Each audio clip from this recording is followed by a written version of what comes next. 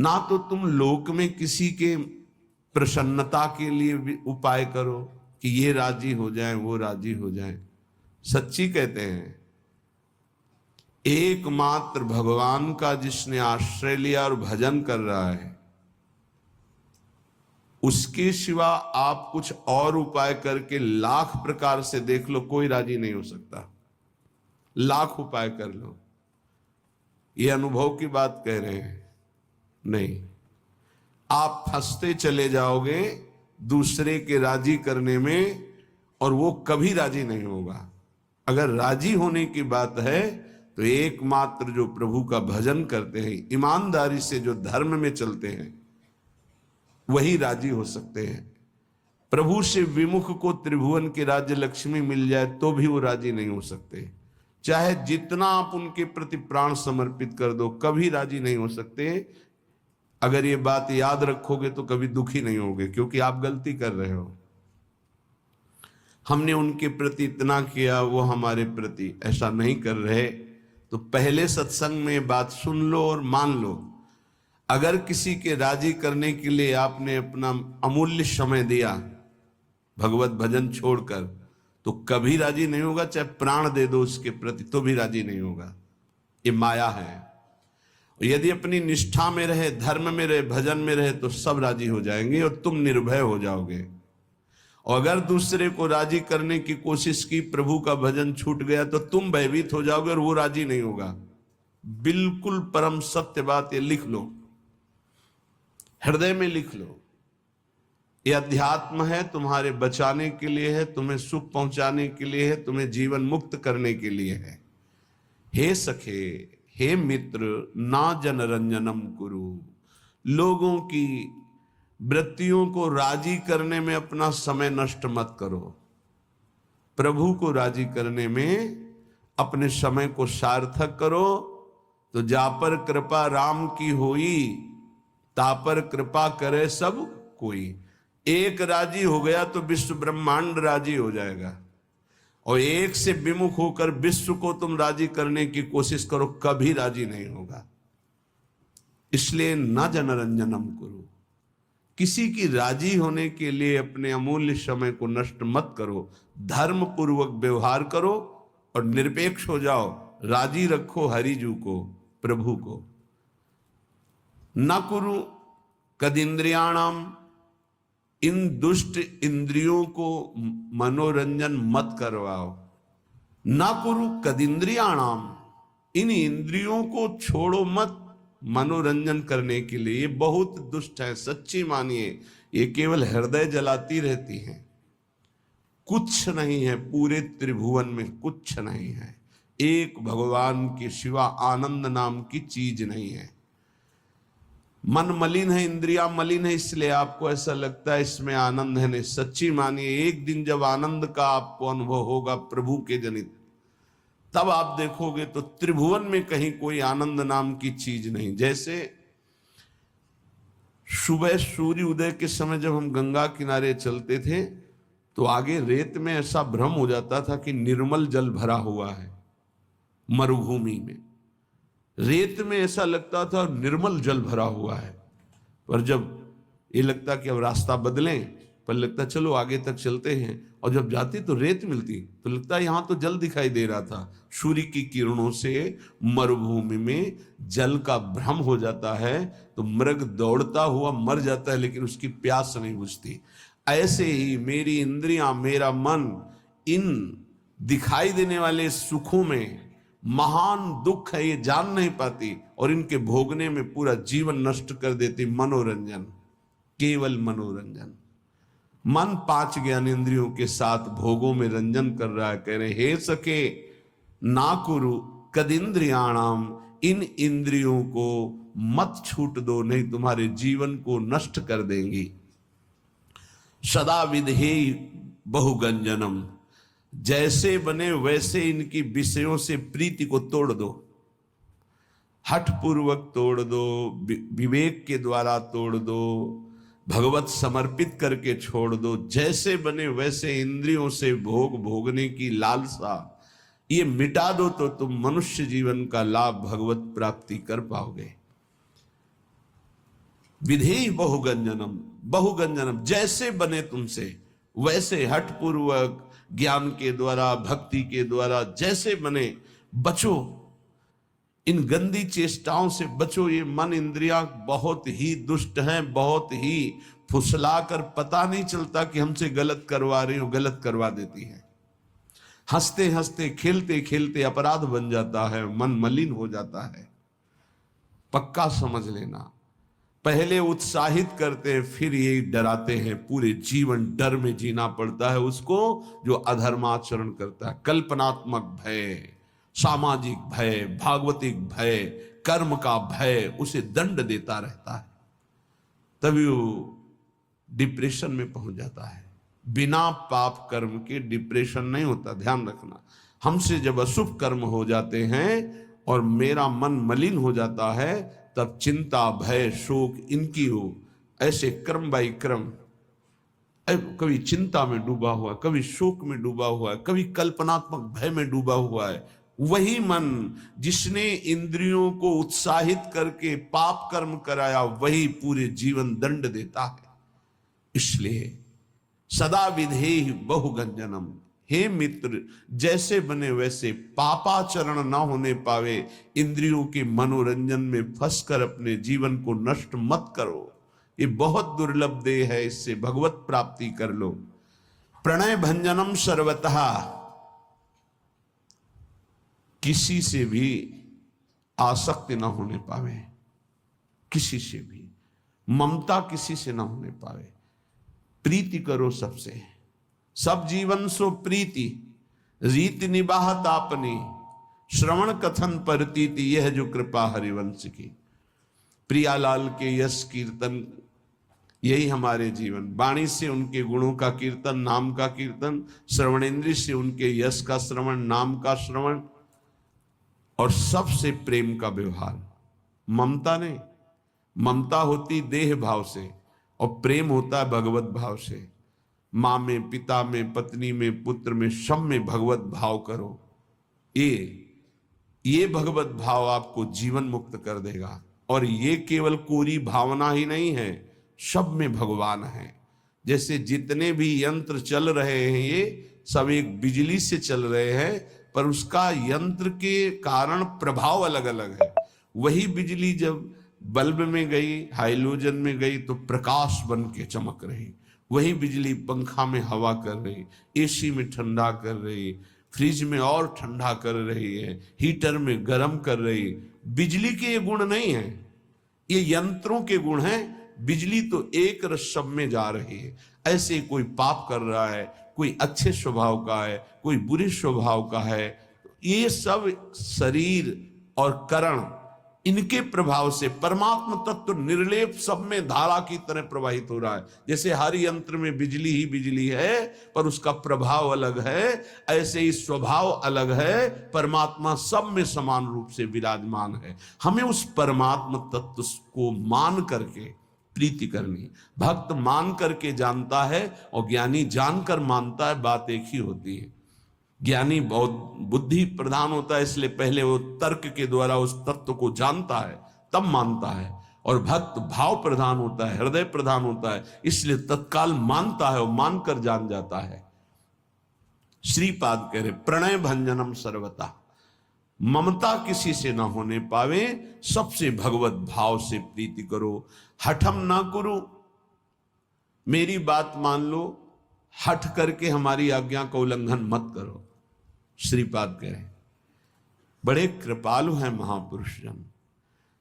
हठम ना करो, बंधने बंध जाओगे अगर मेरी बात नहीं मानोगे। श्रुतम कलत्र मित्रादि के बपुर्व्य समीहया निवस वत्स वृंदावने। ए भाई, ये बपुर, ये शरीर, इसकी पत्नी, इसके पुत्र, इसके पिता, इसके माता, इसके भाई, इसके रिश्ते, इसके नाते, ये सब माया के बंधन है। अगर उनमें भगवत भाव नहीं करते हो तो तुम्हारा जीवन इसी मोह ममता में फंसकर नष्ट हो जाएगा। अगर भगवत भाव करते हो तो नाथ सकल संपदा तुम्हारी, मैं सेवक समेत सुत नारी। नाम जप हो रहा, धर्म पूर्वक कर्तव्य का पालन हो रहा, सब में भगवत भाव, आपका अंतिम परिणाम भगवत प्राप्ति ही होगा, पक्का समझ लीजिए। मनुष्य जीवन का परम लाभ निश्चित प्राप्त होगा। तो कह रहे हट करके इनमें आसक्ति मत करो, इनमें देह भाव मत लाओ, भगवत भाव लाओ। तो हम कैसे लावें? तो बोले आओ श्रीधाम समीहया निवश वत्स वृंदावने। अय वत्स, अय प्यारे, अय पुत्र, अय मित्र, तुम वृंदावन आ जाओ।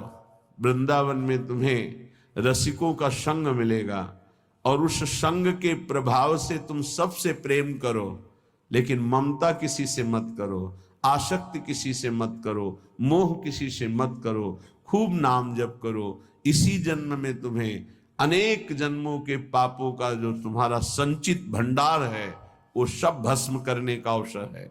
इसी जन्म में तुम्हें जो नवीन कर्म पाप बन गए हैं उनको नष्ट करने का सामर्थ्य है, अधिकार है। अगर चूक गए तो सब भोगने पड़ेंगे और अधिकार खत्म हो जाएगा। आप नवीन कर्म नहीं कर सकते किसी भी योनि में, किसी भी योनि में इतना अधिकार नहीं कि नवीन कर्म कर सके। ये केवल मानव योनि में है। ये कृपा होती जब विपत्ति आती है, प्रतिकूलता आती है। जब इस जीवन में प्रतिकूलता आई तो लगा पता नहीं कब प्राण निकल जाए। प्रारंभ में तो चतुरासी जी का गायन और चतुरासी जी का मानसिक गायन, मानसिक बार बार लगभग 1.5 घंटा में मानसिक हो जाती चतुरासी जी। मानसिक बैठे चल रहे, जो जो प्यारों से लेकर आज हुआ देखिए तो प्यारी रंग भरी, फिर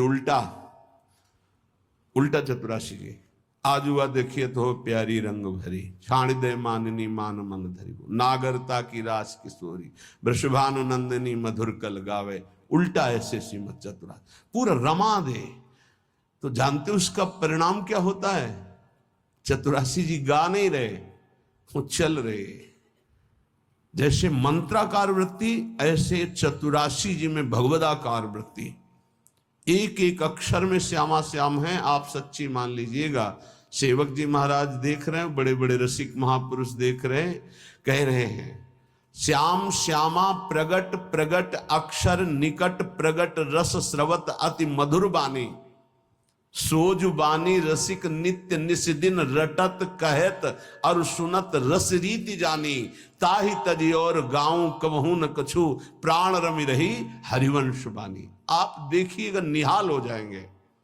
वाणी जी के गायन, वाणी जी का चिंतन, वाणी जी का बार बार पद दोहराना। हम कह रहे हैं और पद नहीं याद, एक कोई पद याद कर लो, उसी को जैसे हम मंत्र 108 बार जपते हैं उसी को आप बार बार कीजिए। देखिए आपके अंदर कैसा आनंद और कैसा प्रकाश होता है प्रेम का। चतुरासी जी चतुरासी जी चतुरासी जी। आचार्य कृपा से, इष्ट कृपा से ऐसी हमको अमोघ वस्तु मिल गई है, बस पाए रतन चिन्हों नहीं दीन्हों करते डार। प्रपंच की बातें करने में जबान को कितना सुख अनुभव कराते हो आप, लेकिन चतुरासी जी एकांत में गुनगुनाने में नहीं।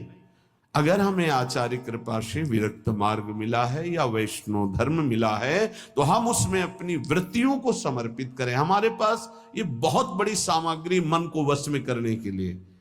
चतुरासी जी का गायन पक्का समझो, पक्का। गुरु आज्ञा पर लगे तो ये बात समझ में आई, नहीं बस पहले ये था कि गा लेते हैं, उनकी इच्छा आज्ञा है कि गा लो तो गा लेते हैं। फिर उसका जब गुरु कृपा से प्रभाव नशा चढ़ा तो अब जी नहीं सकते उसके बिना।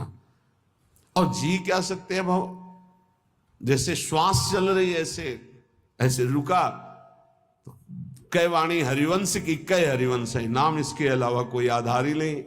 सेवक शरण सदा रहे अनत नहीं विश्राम। तो बोले तज्जीवेशु, ओहो जिसका ये जीवन बन गया है वो जीवित ही इसी से है। धिक्कार है ऐसे साधक को और ऐसे शरीरधारी को जो भगवत विमुख मिनट गंवा दे, समय गंवा दे। बहुत बहुत कड़ुआ जीवन होता है, बहुत पश्चाताप का जीवन होता है जो जिसमें भजन नहीं होता। सच्ची माने जिसमें नाम जप नहीं है, नाम कीर्तन नहीं, गुण कीर्तन नहीं, वो कैसे जीवित रहते हैं। यही एक बार किसी ने कहा कि भजन नहीं होता है, तो हमने कहा होता फिर क्या है? आज तक हमें यही समझ में नहीं आया कि भजन नहीं होता तो होता क्या है अंदर। तब फिर विचार में आता है कि जो किया है उसी का चिंतन करते हो, भजन किया नहीं, नहीं तो भजन छूट जाए ऐसा हो कैसे सकता है? ये बात हमारी समझ में नहीं आती कि भजन छूट गया और आप जीवित हैं, आप खा पी रहे हैं और आपका भजन छूट रहा है, मतलब अभी भजन का रंग नहीं चढ़ा है। नहीं, भोजन पानी जीना नींद ये सब दुश्वार होने लगता है। भजनानंदी का भजन ही जीवन, तज्जीवेशु, वो जीता ही इसी से है। ललिता ललित बजावत बीना, गुण गावत सोई जीवन जीजे। इस बात को आप पकड़ लीजिए। 10 वर्ष गुरुदेव भगवान के समीप रहकर उनकी चेष्टाओं को, एक एक चेष्टाओं को बहुत गंभीरता पूर्वक, क्योंकि महापुरुषों का संग पहले से होता रहा, ज्ञानी महापुरुषों का, तो एक एक चेष्टाओं को देखा।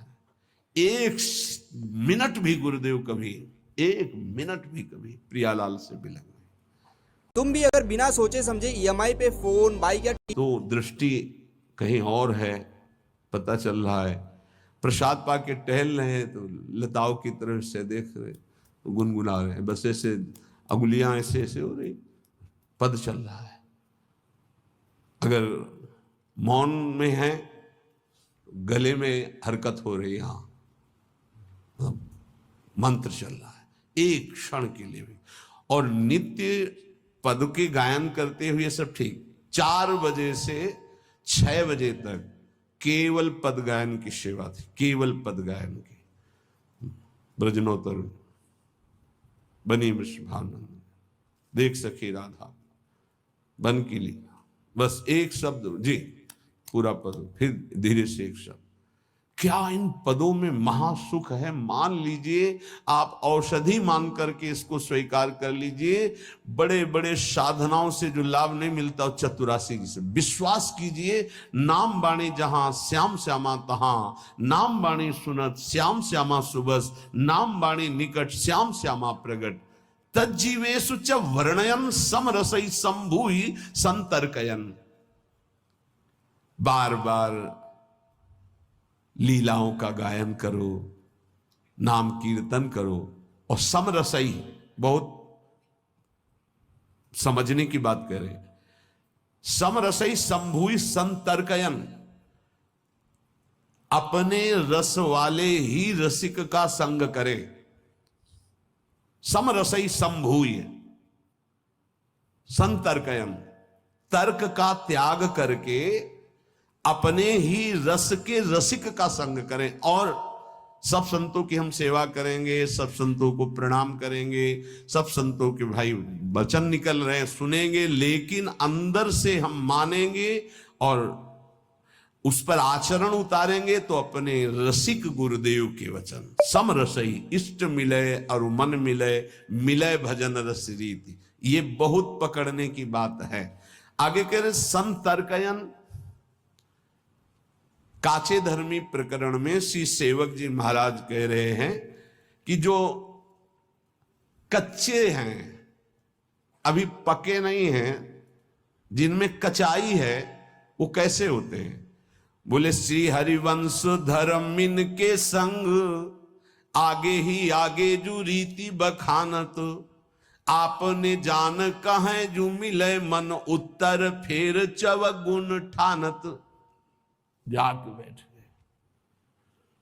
अब वो रसिक महापुरुष कृपा करके कुछ बोलना चाहते तो आगे ही आगे, श्री हरिवंश धर्मिन के संग, आगे ही आगे जो रीति ऐसे से ऐसा ऐसे से, और वो फिर चुप हो गए।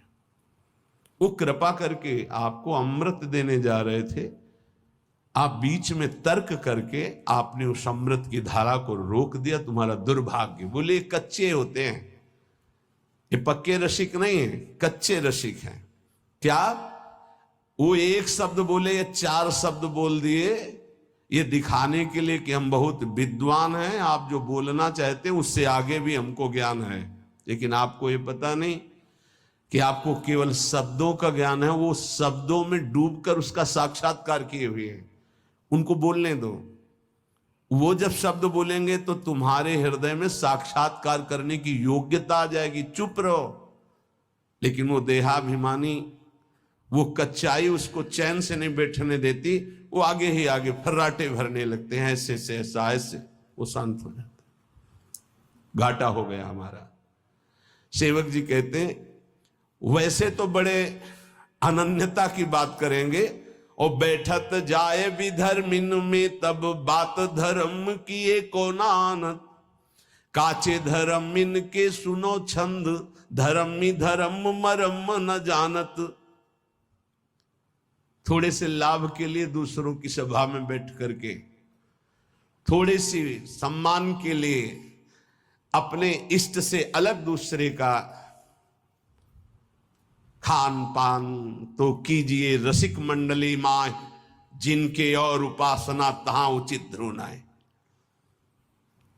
बैठत जाए भी धर्मिन में तब बात धर्म की एको न मानत। ये हमने देखा कि जो बौद्धिक और तार्किक प्रकृति के लोग होते हैं, फलाकांक्षी होते हैं, उनको सुधारना बहुत कठिन है। और जो बच्चा होते सहज सरल आकर के ना, उनको बहुत जल्दी उन्नति हो जाती है। तो ये ऐसे काचे धर्मी जन होते हैं कि वैष्णव तो बन जाते हैं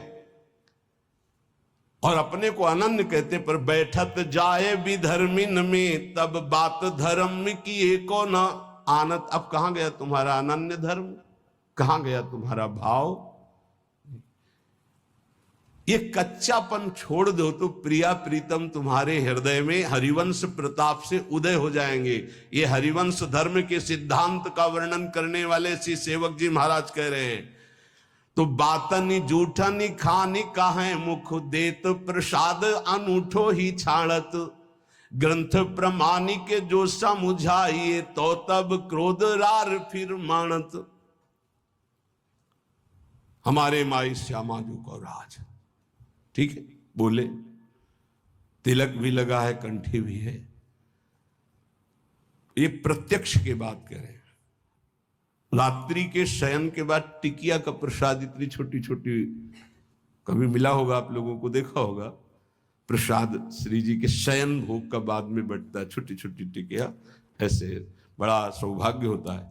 तो 4-5 हमें दे दी, वैसे एक एक ही बांटते, पर प्रभु की लीला 4-5 दे। अब हमारे अंदर आया कि इसे बांट के पाना चाहिए। तो श्री जी के शयन के बाद महाप्रभु के मंदिर में जाकर प्रणाम करके जे तो एक वैष्णव प्रसाद ऐसे, आज तो व्रत था, तुरंत उसे उठाया। हमका कौन सा व्रत था? प्रसाद में किसी व्रत का खंडन होता है क्या? बोले नहीं, है तो अन्न।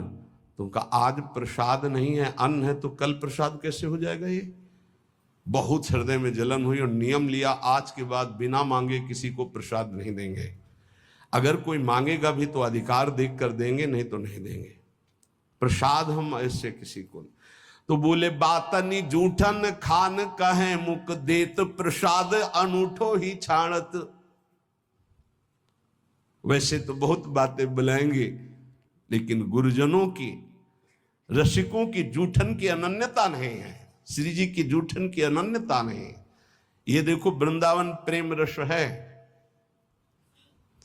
सब प्रसाद ऐसे रखते हैं यहां माथे पे, पर जानते हो यहां वही जाएगा जिसको महारानी जी ने पाया है। अगर महारानी जी विराजमान है पार्श्व में कहीं भी, तो जूठन जाएगी, और महारानी जी विराजमान नहीं तो यहां प्रसाद होगा, यहां नहीं जाएगा। ये हमारी लाडली जी ने वहां पाया नहीं है तो हम नहीं पाएंगे।